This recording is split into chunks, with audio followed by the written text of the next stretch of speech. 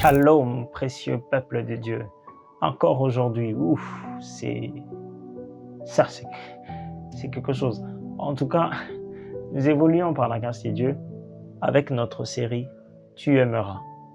Et aujourd'hui, donc, dans cette troisième vidéo, nous allons apprendre une autre dimension. Nous avons autrefois commencé par les dimensions de Tu aimeras le Seigneur ton Dieu. Et aujourd'hui, nous allons donc aborder une autre dimension de Tu aimeras le Seigneur ton Dieu.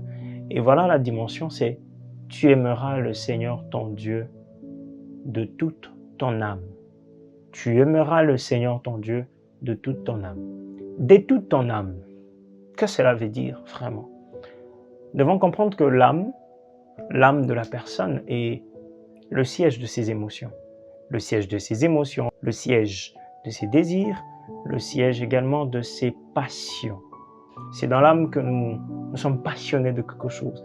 C'est dans l'âme que nous sommes émotionnés. C'est dans l'âme que arrive même la tristesse, la joie, l'excitation. Tout le reste sont donc le fruit de l'âme. Alors, que veut dire donc aimer le Seigneur de toute ton âme? De toute ton âme. Cela veut dire s'attacher affectivement à Dieu au point où nous sommes affectés par l'allure de l'évolution de notre relation. Je veux reprendre ça plus explicitement. Cela veut dire aimer Dieu de toute son âme, veut dire avoir un attachement affectif à Dieu ou s'attacher affectivement à Dieu au point où nous sommes affectés par l'évolution, l'allure de l'évolution de notre relation. Ouais. Quand la Bible dit « Tu aimeras le Seigneur ton Dieu de toute ton âme », il veut dire « Tu auras un attachement affectif ».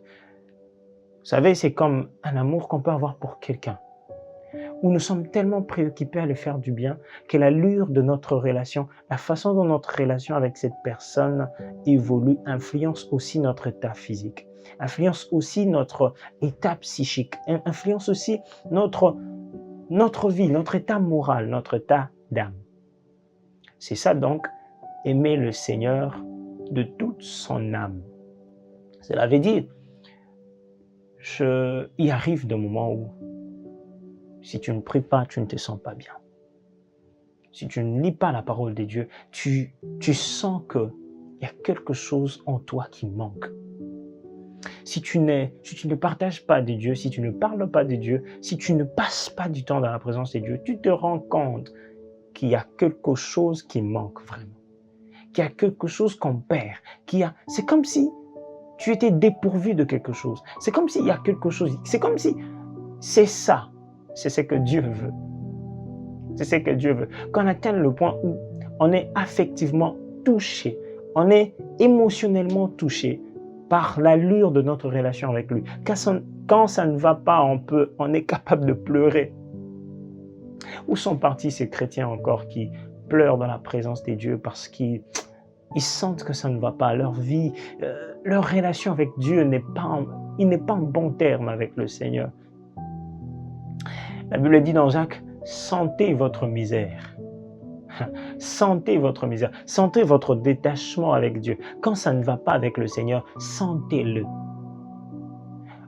Où est parti encore cet amour envers Dieu où l'homme pouvait sentir que ça ne va pas, que ça n'évolue pas, qu'il y a quelque chose qui manque. C'est cet amour dont le Seigneur veut que nous puissions développer. Voilà pourquoi il dit « Tu aimeras le Seigneur ton Dieu de toute ton âme ». C'est donc être heureux quand on fait le plaisir de Dieu et être triste quand ça ne va pas avec Dieu. Et pas seulement rester triste, mais chercher à réparer avec le Seigneur. Que le Seigneur nous aide à vivre dans l'amour de Dieu, parce que cet amour est disponible. Que Dieu vous bénisse.